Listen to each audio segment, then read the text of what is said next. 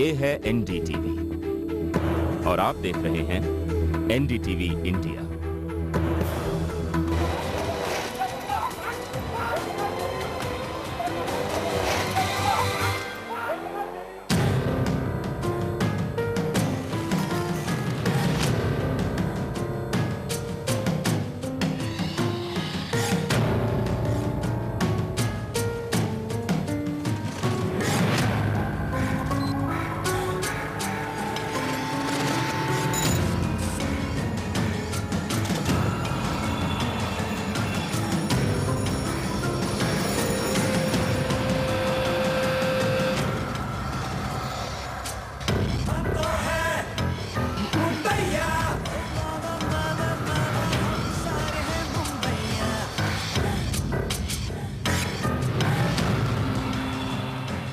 इस मुंबई की जान निकल रही है। तरक्की की मंजिल सबने मुंबई बनाई और आज आलम यह है कि शहर दुनिया के सबसे गंदे 7 शहरों में शुमार है। इस शहर में ट्रैफिक 5 किलोमीटर प्रति घंटे की रफ्तार से रेंगता है और इतनी भागम भाग और उलझन के बीच एक लड़ाई अपने पराये की भी है। वो लड़ाई जो अब सड़क पर आ गई।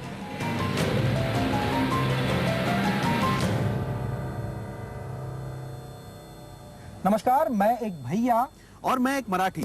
आज हम ये जानने की छोटी सी कोशिश करेंगे कि मराठी माणूस का प्रॉब्लेम क्या है, मराठी माणसाचा प्रॉब्लेम काय आहे। और मैं ये जानने की कोशिश करूंगा कि यूपी और बिहार से आने वाले लोग क्यों अपनी सरकारों को विकास के लिए मजबूर नहीं कर पाए, क्यों नहीं कहा कि उन्हें भी महाराष्ट्र की तरह कल कारखाने चाहिए, और क्यों नहीं कहा कि उन्हें अपनी ज़मीन से दूर नहीं जाना है, यानी अपनी ज़मीन और अपने रोजगार के लिए उन्हें दर दर नहीं भटकना। मेरी ये भी जानने की कोशिश होगी कि क्या मराठी नेता कुंठित तो नहीं हो गए हैं, क्या वो ये भूल गए हैं कि मुंबई सबकी है। तो आइए इस कहानी की शुरुआत उससे करते हैं जिसकी दरअसल मुंबई थी।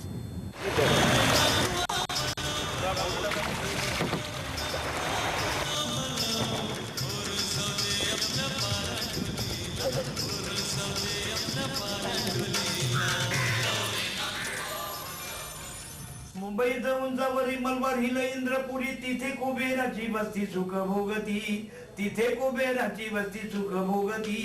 परळात राहणारी रात दिस राबणारी, मिळल ते खाऊन घाम गळती नारी ग, नारी ग। जी हे जी रे जी रे हे जी जी। ग्रँड रोड, गोखले रोड, संडास रोड, विन्सर रोड, असे किती रोड इथं नाही गणती। गल्ली बोळ किती आत, नाक्यांचा नाही अंत, अरबी सागराचा वेढा हिच्या भवती नारी ग, हे जी हे जी, जीर जीर हे जी जी। आगीन गाडी मोटार गाडी विमान घेतो उंच उडी, आगीन गाडी मोटार गाडी विमान घेतो उंच उडी। टांग्यांची मरती घोडी रस्त्यावरती, हाते गाडी हमालाची, भारी गडबड खटाऱ्याची, चाली धडपड वाहतुकीची, रिग लागती नारी ग। लोक गायक विठ्ठल उमप रगों में खून भर देने वाली मुंबई की कहानी बता रहे हैं। वो उस कोली की कहानी और टीस को भी आवाज देते हैं जो कहीं नहीं सुनी गई। कोली यहाँ तब से हैं जब मुंबई 7 टापुओं की हुआ करती थी। और ये है माहिम की बस्ती, जहाँ तरक्की मुंबई के मुकाबले कुछ कम लगेगी। ये कोलियों की बस्ती है। हेमंत आकरे दशकों से यहीं रहते हैं। शहर की तरक्की के हकदार नहीं बन पाए। अब बड़ा पाव बेचते हैं। मछली पकड़ना 2 पुश्तों से बंद है। खुद प्याज काटते हैं तो दरभंगा से आया शंभू प्रसाद बड़ा पाव और समोसा तलता है। हेमंत जब उत्तर भारतीयों के खिलाफ बोलते हैं तो भी शंभू प्रसाद मुस्कुराता है। बाहर से जो आने वाले हैं वो किसी भी कंडीशन में रहने को तैयार है। जहाँ पे अपना खर्चा अगर 25 रुपया है, उनका 5 रुपया खर्चे में भी वो तैयार है रहने को, और उसकी वजह से हम लोग को तकलीफ हो रही है। जो भी बाहर से आता है वो अकेला आता है, जबकि मेरे को मेरा परिवार चलाना है तो मेरे को उन 9 जन का खर्चा निकालना रहता है। लेकिन ये गुस्सा काफूर हो जाता है जब पड़ोसी की बेटी पूजा गुप्ता आती है। भैया और हिंदू बोल के कभी अपन झगड़ा किए, एक थाली में खाए कि नहीं अपन? और उसके बावजूद भी उधर का मिनिस्टर क्या बोलता है कि बिहारी किधर भी जा सकता है। एक ही कास्ट को, अपना एक ही रिलीजन को टारगेट करना इट्स नॉट गुड। अगर आपको करना है तो आप सबके लिए बोलो, सबके इंफ्रास्ट्रक्चर पे बोलो, सबको ये बताओ कि that we need infrastructure not in Mumbai but in India. हम लोग का भी देख रहे हो आप कि वेस्ट बंगाल में अगर हम लोग जाते हैं तो आधे से ज़्यादा बांग्लादेश आ रहा है उधर। अरुणाचल प्रदेश भी China people is going to capture. Kashmir भी जा रहा है पाकिस्तान के हाथ में। So we are not safe within our territories. हम लोग वो सब क्यों नहीं देखते? हम लोग टेरिटरी क्यों नहीं देखते अपनी? हम लोग आपस में लड़के क्या मिलेगा हम लोग को? हमारी टेरिटरी जा रही है, हमारा बॉर्डर जा रहा है यहाँ से, उस पे क्यों नहीं आप लोग मुद्दा देते हो? तो कौन किससे नफरत करता है? एक हेमंत है, एक शंभू है और एक पूजा। लेकिन कहानी तब तक खत्म नहीं होती जब तक आप सुभाष पेडनेकर से नहीं मिलते। सुभाष पेपर बांटते हैं, सुबह 4 बजे उठते हैं और करीब रात 8 बजे तक काम करते हैं। सामान्य मराठी परिवार है जिसने नौकरी नहीं बल्कि खुद का कारोबार किया। गुस्सा इन्हें भी आता है और इसलिए भी ज्यादा आता है क्योंकि अब बाहरी पेपर के धंधे में आ गए हैं। बात पेट पर बनाई है। हर एक आदमी ऊपर आना मांगता है। इसका मतलब ये नहीं कि तुम्हारे पेट के ऊपर पैर दे के मैं बड़ा हो जाऊं। ये नहीं, ये बोला तो अच्छा नहीं है। मेरे को एक सर्विस आयल है, काम आयल है, उधर मेरे को हमें बोला तो 5,000 पगार दे रहा है। वो आके यूपी बिहारी वाला या कोई बाहर का आया और 3,000 2,000 में करे तो मेरे पेट के ऊपर पाव ही आएगा ना। 4-5 वर्ष के अंदर भी उन लोगों को टैक्सी बैच मिल रहा है। नहीं तो यहाँ का मिनिमम 15 साल पुराना आदमी मांगता है। वहाँ पे मैं खुद गया था टैक्सी बैच निकालने के लिए, तो मेरे को 15 साल पुराना ये रिकॉर्ड रेशन कार्ड था, मैंने वो भी दिखाया तो भी मेरे को ऊपर से देना, ये देगा क्या वो देगा क्या, ऐसा दलाली होता। तो मैं वहाँ से निकल आया। क्यों? उन लोग को घर बार भी नहीं होगा तो फुटपाथ भी चल जाती है। घर गृहस्थी वाला फुटपाथ पे नहीं सो सकता है। सुभाष 40 साल से यही काम कर रहे हैं। बाहरी और अपने की लड़ाई होती है तो वो भी इसमें हिस्सेदार बनते हैं। अब लेकिन मैं भैया, जिसे कुछ लोग इस जमीन का नहीं मानते, जो दोयम दर्जे की जिंदगी जीने के लिए मजबूर है, कई बार मैं ये सोचता हूँ कि आखिर इस तरह से क्यों जी रहा हूँ मैं। ए सजनी रे, ए सजनी रे सजनी, या गैलन कल कतुआए सजनी, या गैलन कल कतुआए सजनी। गोड़वा में जूता नहीं खे सरवा पे छतवा, गोड़वा में जूता नहीं खे सरवा पे छतवा ए सजनी। कैसे चलन रह तुआए सजनी, कैसे चलन रह तुआए सजनी। कि जो स्त्री है हमें खुद की मालकी की है। शहर जैसे किसी के पास चाकरी नहीं करते हम लोग। माँ बीमार छुट्टी देना, बापू बीमार छुट्टी देना, गांव जाना है छुट्टी देना, नहीं मानते किसी से। मराठी नाटक भैया हाथ पाए पसरी यानी भैया का दायरा बड़ा हो रहा है। ये नाटक मुंबई और महाराष्ट्र में हर जगह खेला गया है। कहानी भैया पर हंसती है और मराठियों की टीस को भी दिखाती है।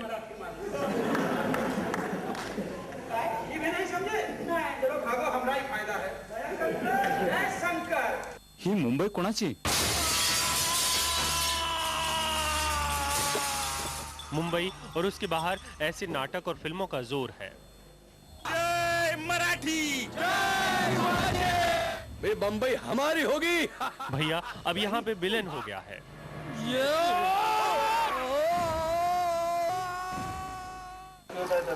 लेकिन अरविंद उपाध्याय को पता नहीं चला कि वो खलनायक कैसे बन गए।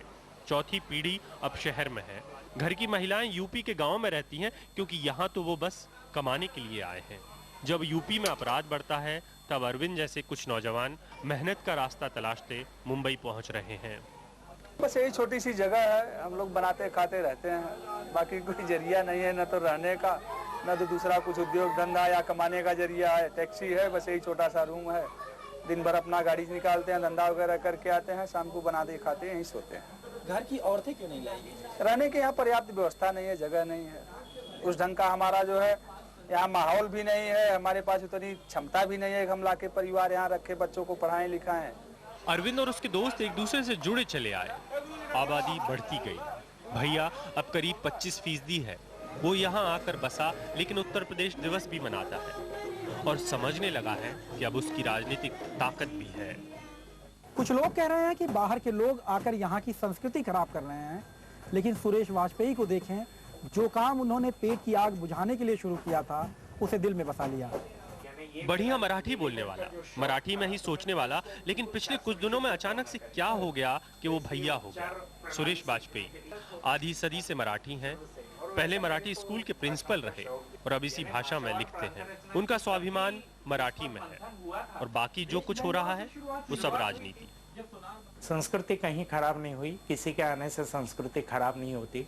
जो भी आता है अपने लिए तो आता ही है, लेकिन वहाँ की मिट्टी से इतना मिलजुल जाता है कि वो अपना ही मान लेता है उसको। मैं भी कहता हूँ, जा माती वर आज उभा मी ताठ ठेवू निमान, आसे तू हिमाचल ही माती तिचा मला अभिमान। तो ये संस्कृति खराब होने की बात, ये तो राजनीति की बातें हैं, ये छोड़ देना चाहिए। इंसान पहले इंसान है, बाद में हिंदू और मुसलमान। सुरेश वाजपेयी के परिवार से शायद कभी किसी ने पूछा हो कि वो इस धरती के हैं या नहीं। जब सवाल ही नहीं आया तो झगड़ा कहां से शुरू हो गया आखिर। अरविंद और सुरेश वाजपेयी दोनों परेशान हो उठते हैं।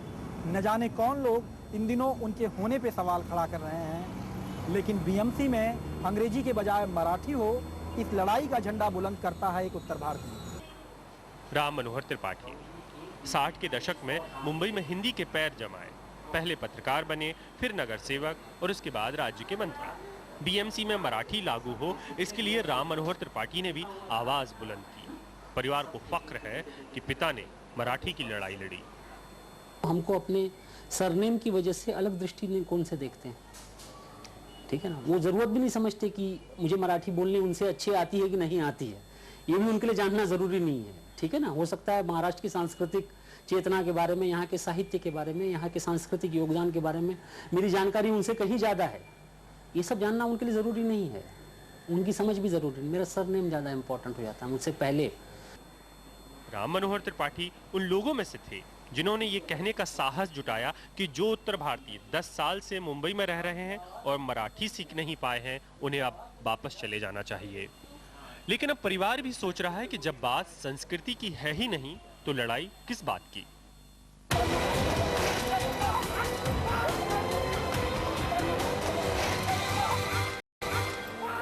मेरे जैसे किसी भैया ने अपने नेताओं से अब तक ये सवाल क्यों नहीं पूछा कि कानपुर ने दम क्यों तोड़ा, मैं मुंबई के बजाय मुरादाबाद क्यों नहीं गया, पटना में मिलें क्यों नहीं बनी और मैं अपना सब कुछ छोड़कर मुंबई क्यों भागा।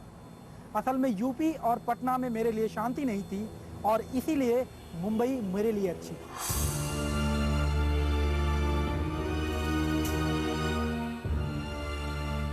उत्तर प्रदेश बीमार है, यहाँ कारखाने नहीं हैं, रोजगार नहीं है। बिहार से आने वाली ट्रेन खचाखच है क्योंकि लोगों को अपने सूबे में बेहतर काम नहीं मिलता। दूसरे राज्य में पहुंचते हैं तो सम्मान नहीं मिलता। लेकिन कभी बड़ी आवाजें खड़ी होती नहीं दिखती जो ये कह सकें कि उनकी बदतरी के लिए कौन है जिम्मेदार। पूर्णतः आर्थिक संकट है और उसके लिए जवाबदेह भी उस प्रदेश के सत्ताधीश हैं जिन प्रदेशों से लोग पलायन करके दूसरे प्रदेशों में रोजी रोटी कमाने के चक्कर में जाते हैं और वहां पर अपमान का अभिशाप झेलने के लिए मजबूर है। तो क्या पलायन के अलावा उत्तर भारतीयों के पास कोई विकल्प नहीं? ट्रेडिंग तो होती रही, जैसे सामान आया सामान बेचा, ये दुकानदारी तो होती थी, लेकिन कुछ उत्पादन हो जिसमें 150 आदमी लगें, इस तरह की स्थितियां बहुत कम थीं। दूसरी चीज ये है कि जो सहकारी प्रकल्प थे, लोगों को मिल करके करने वाले, वो भी वहाँ पर एक तरह से असफल रहे। महाराष्ट्र में क्या सहकारी मिलें गन्ने वन्ने की या सहकारी फैक्ट्रियाँ बहुत सारी आई।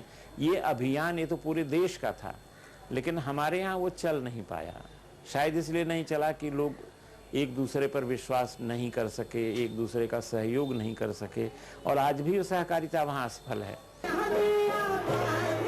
इधर मुंबई की हवा उस पर दबाव बना रही है कि पर प्रांतीय मराठी सीखे। उसकी संस्कृति पर कई सवाल खड़े किए गए हैं और उसे समझ नहीं आ रहा कि कितना बदले खुद को। उसके ऊपर दबाव है कि बोली सीखे, लेकिन आवाज उठी है कि आखिर क्यों सीखे हैं ये सब कुछ हम। कोई जरूरी नहीं है कि आपको यहाँ आकर मराठी बोलनी चाहिए। मैं समझता हूँ ये उतना ही सार्थक है कि अगर कोई मराठी बाहर जाता है तो कोई ज़रूरी नहीं कि उसे बिहारी सीखना है या कहीं और की भाषा उसको सीखनी ज़रूरी है। ये तो उसके स्वभाव पर निर्भर करता है। हाँ, यहाँ आकर वो अपने आप को इस कल्चर में अपनाते हैं तो बहुत अच्छी बात है, क्योंकि आप जिसके घर आए हैं उस घर की तहजीब को अपनाना भी बहुत ज़रूरी है। उधर पलायन कर मुंबई में बसा एक तबका नैतिकता की दुहाई दे रहा है। भाषा नहीं समझी तो मराठी साहित्य तक कैसे पहुंचोगे, मराठी संस्कृति को कैसे समझो, मराठी योगदान को कैसे समझोगे, मूल मराठी जो चेतना है, जो सोच है, जो विशाल कैनवास है मराठी का, आम मराठी का, महाराष्ट्र का जो कैनवास है, उस कैनवास को आप कैसे समझोगे जब तक मराठी भाषा नहीं बोलोगे। तो मराठी भाषा बोलना बहुत ज़रूरी था और ये बहुत सारे लोगों ने नहीं किया है। ये शिकायत मेरे ख्याल से जायज़ है। अगर ये होता तो शायद कहीं ज़्यादा बेहतर होता। रोजगार की बात अब संस्कृति और अस्मिता की लड़ाई में तब्दील की जा रही है, लेकिन पराये शहर में ऐसे सवालों से घिरे शख्स अब भी चुप हैं, क्योंकि वो अपने ही नेताओं से हक की बात करना शायद भूल गए हैं। क्या इधर मराठी मानुस को कंफ्यूज करने की चाल चलाई जा रही है? क्या अस्मिता और भाषा की लड़ाई में कहीं उसके मूल मुद्दे को दबाया तो नहीं जा रहा?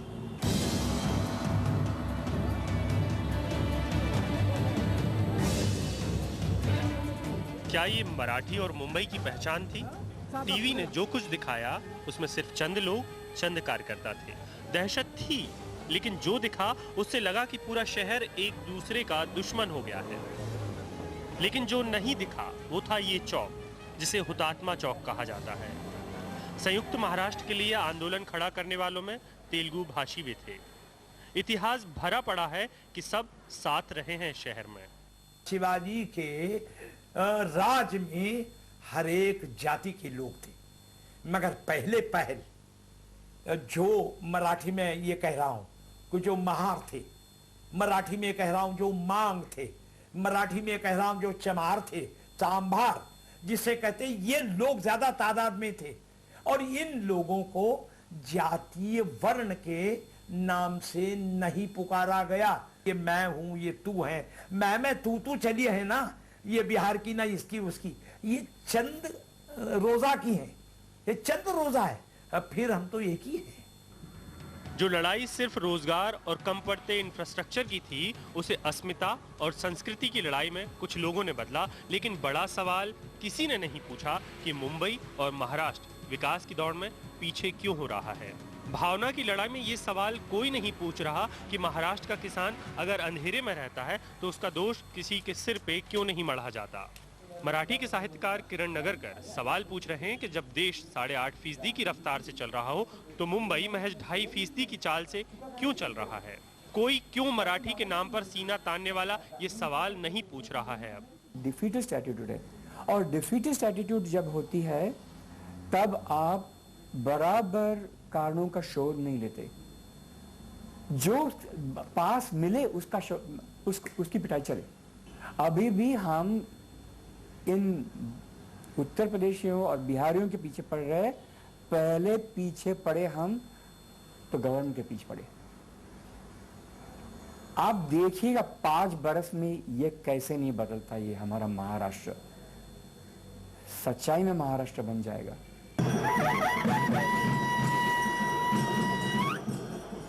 तो क्या मराठी हार रहा है? तो क्या उसके बड़े नेता सवालों से ध्यान हटाने के लिए उसे अस्मिता और संस्कृति जैसे पाठ पढ़ा रहे हैं?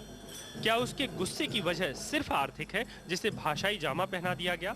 मुंबई में भी अब एक तबका खड़ा हुआ है जो कह रहा है कि गड़बड़ी मीडिया ने भी की है। कुछ पार्टियों की विचारधारा को मराठियों की विचारधारा समझने की गलती की जा रही है। हर एक समाज जो अपनी रोजगारों की संधियां हैं वो जब जाती हैं तो हर एक समाज अपने आप को काफ़ी इन्फीरियर महसूस करता है। ये आपको महाराष्ट्र में दिखेगा, ये बंगाल में दिखेगा, आसाम में दिखेगा। इसका मतलब ये नहीं कि ये खाली महाराष्ट्र की प्रतिक्रिया है। मुंबई के कारखाने और मिल अब बंद हैं। यहाँ मराठी और यूपी बिहार का मजदूर एक साथ पसीना बहाता था, लेकिन जब मिल और कारखाने नहीं हैं तो हाथ को काम कहाँ से आए। विठ्ठल उमप को अब डर लग रहा है कि रोजगार की लड़ाई में कहीं मजदूर के खिलाफ खड़ा न हो जाए। माणसाला माणूस खातर लुटतं आणि लुटलं जातं, 30 लाख लोक एका जागी राहती।